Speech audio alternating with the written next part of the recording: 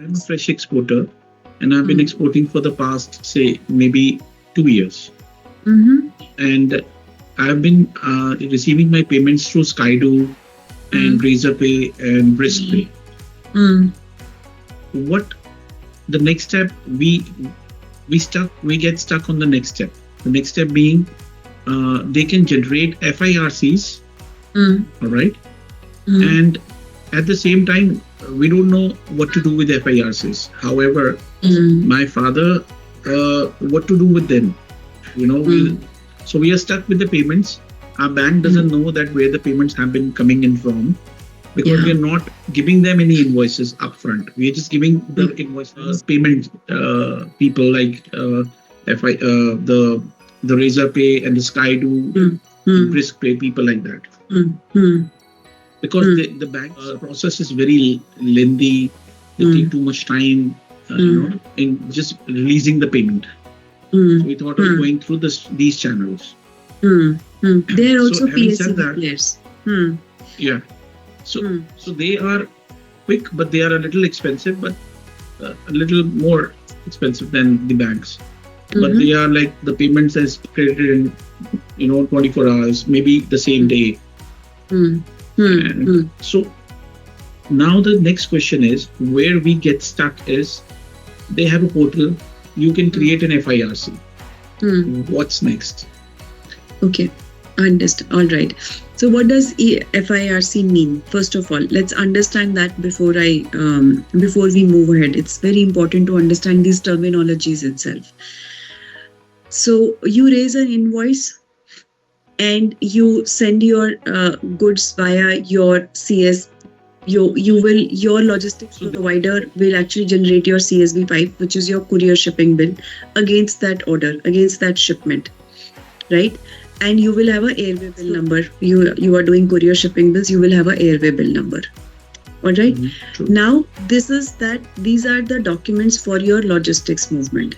Now your payment comes in. Via Skydo, BriskPay, no matter what. Okay. One simple methodology would have been the payment came into the bank when let's say your banker was IndusInd Bank, whatever your banker were HDFC, IndusInd, whoever that was. So then the bank would have known that this is a dollar payment coming in, right? The bank would have immediately marked this as a dollar payment and they would have recognized this dollar payment in their system saying this is inward remittance payment, inward remittance memo. So they would have generated a number called inward remittance number over there. Okay, that this is inward. Now, when you bring payment via Razorpay, Skydo, BriskPay, etc., they are PACB players. They are all payment aggregators. No issues at all.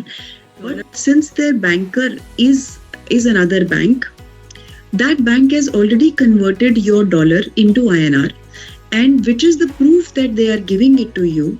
EFIRC or EBIRC copy, what is called now, is something which says that okay, your money was in dollars, but it has been converted into INR.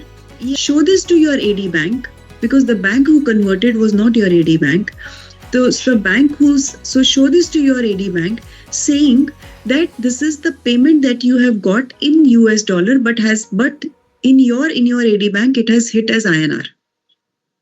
So that's the proof he is giving it to you that you received a dollar payment.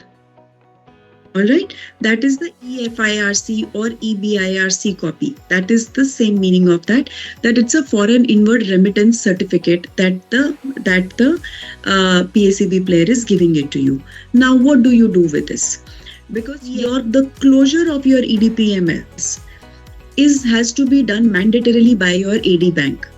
EDPMS closure cannot happen because who knows that the shipment happened?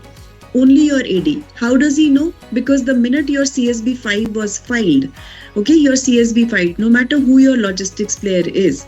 So all your logistic player, whenever you raise a CSV5, will be lodged on IceGate portal.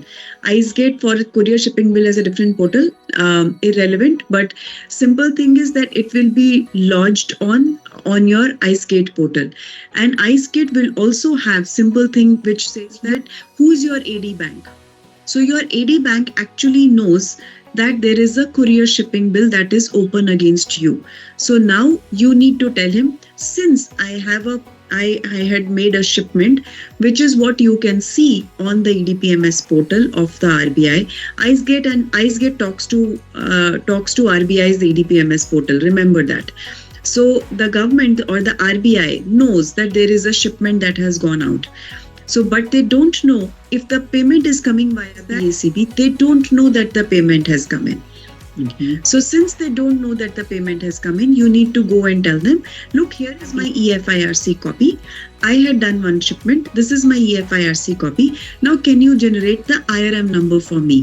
That means you lodge it in your system that I have received dollar payment. Now, Okay. well, he can do that for you, but he will ask you for the reconciliation. Tell me that this payment came against what? This payment came against that you received a dollar payment. Tell me this payment was against which order, which shipment, what invoice, what is your CSB 5, what is your, show me the data, because the bank is clueless at this stage because he has got a entry from the IceGate. He has got an entry into their EDPMS portal, but he has to tally it. Let's say, for example, you're doing all your shipments to eBay and all your shipments are for $1,000. The bank is clueless. Now you can tell the bank, how does it matter? आप बस आप minus करते चले जाओ, because all the shipments are $1,000. All of them are from eBay itself. So you just keep subtracting it. Yes, it's a possibility. But basically what he is saying is, show me that you have actually shipped the goods. So that is what his ask is. That is what exactly we are talking about, is that bank asks for the reconciliation for you so that they can talliate what they can see on EDPMS portal with what you are declaring it to them, and that can tally. Right? And which is where the most of your time gets spent.